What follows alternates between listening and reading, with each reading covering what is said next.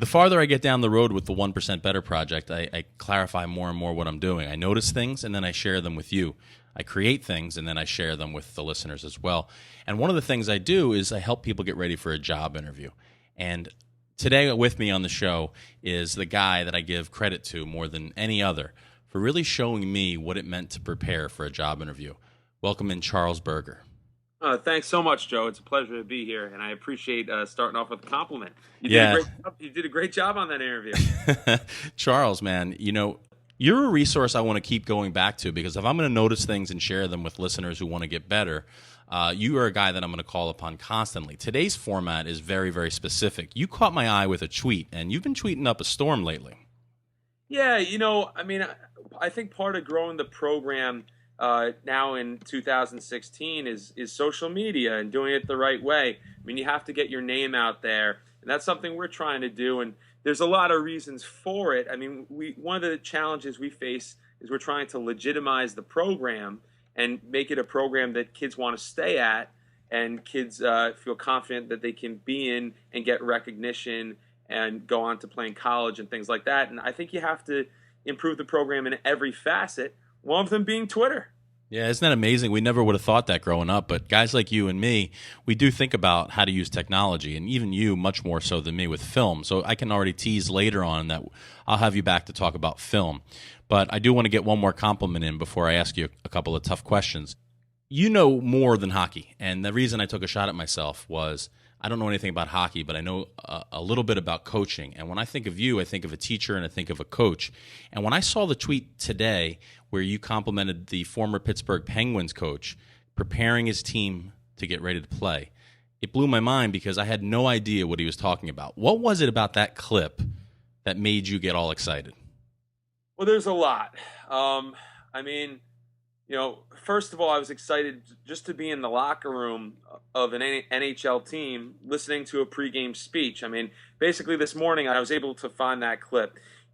He provided so much information on adjustments of what they do and what they're doing today against this specific team. Now, that's something that I'm a huge believer in. I mean, we do a lot of scouting and we adjust to what our opponent likes to do, and we try to make it difficult for them.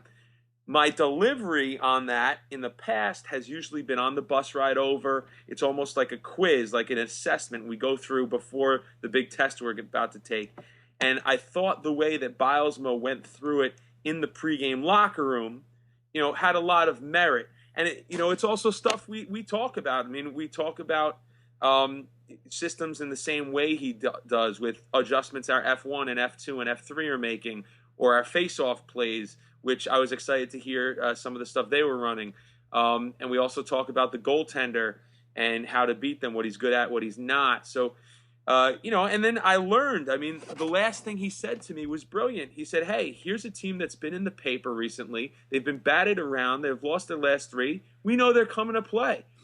Just getting out all that information into your players' heads and making them as ready as you possibly can.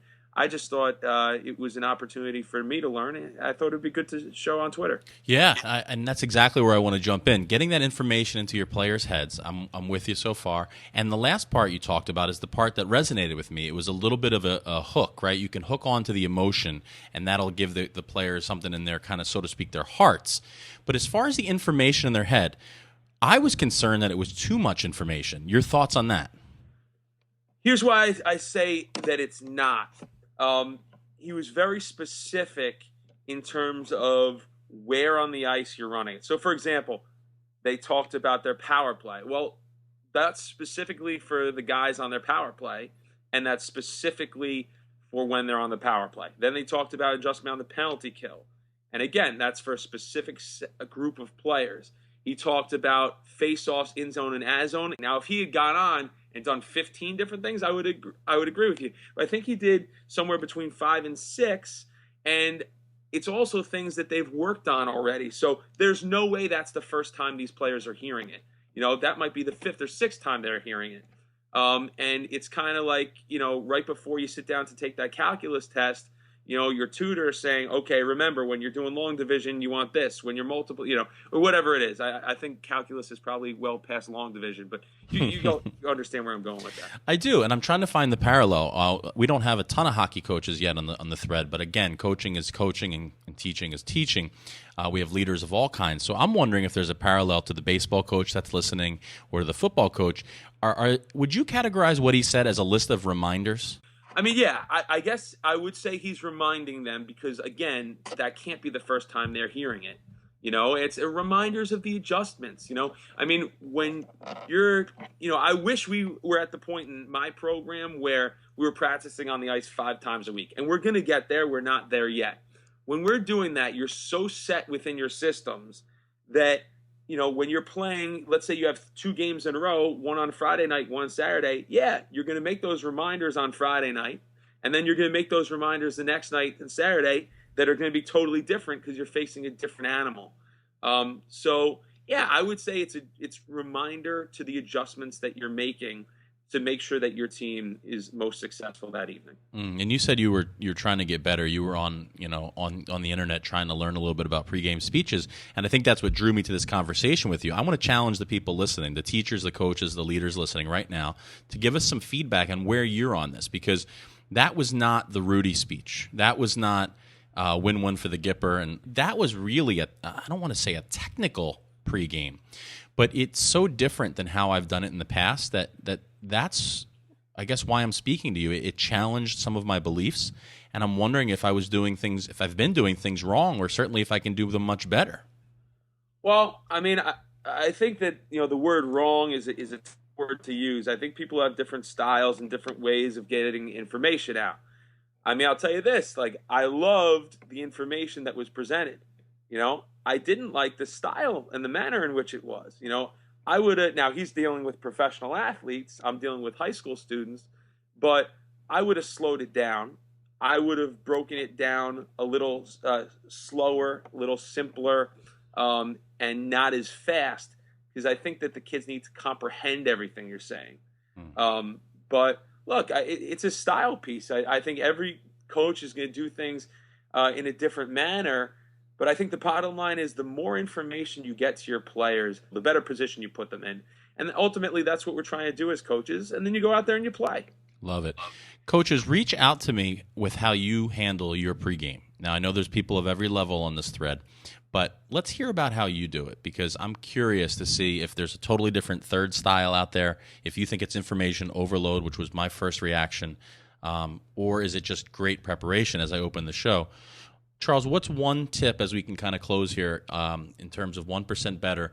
What will you do tomorrow or the next time you see your club that you took from this video? I'm going to try to get them as much information as I can, like Bilesma did. I'm not going to get to them all in the pregame. We have a meal that we're going to. They'll hear from me there. They'll hear from me in the pregame. And I'm going to try to put it in a way that it'll have an effect. I don't think you want to waste your time and your words and the precious couple minutes in the pregame speech on something that's not going to have an effect. So the biggest thing I think is I'm going to make sure that it's going to translate, and we'll see that on the ice.